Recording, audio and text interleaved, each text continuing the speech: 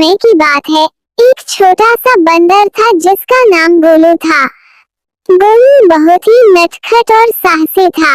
वो हमेशा नए नए रोमांच की खोज में लगा रहता था। गोलू एक बड़े और घने जंगल में रहता था, जिसे लोग जादुई जंगल कहते थे। इस जंगल में अनेक रहस्यमयी बातें थीं जिन्हें जानने के लिए हर कोई उत्सुक रहता था। मोती की पहली खोज। एक दिन गोलू ने तय किया कि वो जंगल के गहरे हिस्से में जाएगा, जहां अब तक कोई जानवर नहीं गया था। मोती ने अपने दोस्तों से अलविदा कहकर सफर शुरू किया। चलते चलते मोती को एक पुराना दरवाजा मिला, जिस पर जादुई चिन्ह बने हुए थे। ये दरवाजा किसी प्राचीन कालीन मंदिर का हिस्सा लग रहा था। गोलू ने हिम्मत जुटाकर दरवाजा खोला तो एक अद्भुत दृश्य उसके सामने था। दरवाजे के भीतर एक और दुनिया थी, जहां गोलू ने कई जादुई प्राणियों को देखा। वहां एक जादुई हिला हुआ था जो मनचाही जगह पर ले जाता था। मोती ने उस हिले को छुआ और अचानक वो एक सुंदर सी नदी के किनारे पर था। नदी के पास एक सुनहरी मछली थी, जिसने गोलू से कहा, मैं तुम्हें एक विशेष रहस्य बता सकती हूँ, पर तुम्हें मेरी मदद करनी होगी। विशेष रहस्य की खोज। गोलू ने सहर्ष उसकी मदद करने की बात कह दी। सुनहरी मछली ने बताया कि नदी के उस पार एक बड़ा खजाना है, लेकिन उसे पाना किसी महापुरुष के बस की बात है।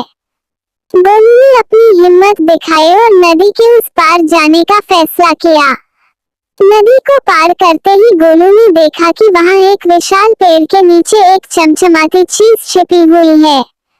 गोलू ने अपनी चपलता से खजाने को निकालने की कोशिश शुरू कर दी। उसने देखा कि खजाने पर एक प्राचीन मंत्र लिखा हुआ था। गोलू ने वह मंत्र पढ़ा और खजाने को छू लिया। तभी एक रोशनी का फव्वारा निकला और एक जादुई प्राणी प्रकट हुआ। प्राणी ने कहा, तुमने अपनी साहस और मदद करने की प्रवृत्ति से यह खजाना पा लिया है।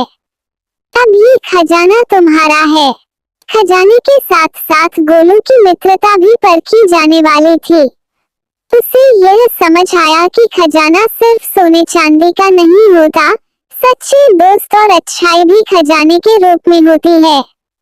जब गोलू जंगल से वापस आया, तो उसने अपने सभी दोस्तों को अपने अभूतपूर्व अनुभवों के बारे में बताया।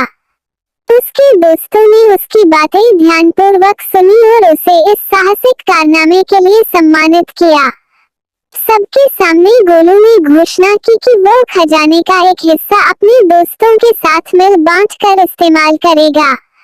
सबसे पहले उसने अपने दोस्तों को जादुई खजाना दिखाया और फिर उस खजाने से जो विशेष वस्तुएं थी, उन्हें उनके साथ बांटने का निर्णय लिया। उसने कुछ हिस्से का उपयोग जंगल के विकास और सुरक्षा के लिए भी किया। उसने कुछ धन से पेड़ों की रक्षा और जंगली जानवरों के लिए विभिन्न सहायता अभियानों की शुरुआत की। मोती की उदारता और साहस के चलते वह जंगल और उसके साथी जंगली जीवों के दिल में बस गया। अब हर कोई उसे एक महानायक के रूप में देखता था, जिसने न केवल साहस का परिचय दिया बल्कि अपने दोस्तों और जंगल के भले के लिए काम किया। इस घटना के बाद गोलू कभी कभी फिर से उसी जादुई दरवाजे से होकर अपनी रोमांचक यात्रा पर निकलता और नए रहस्यों की खोज करता। हर बार वह अपने दोस्तों के लिए नई नई कहानियां और उपहार लेकर लौटता।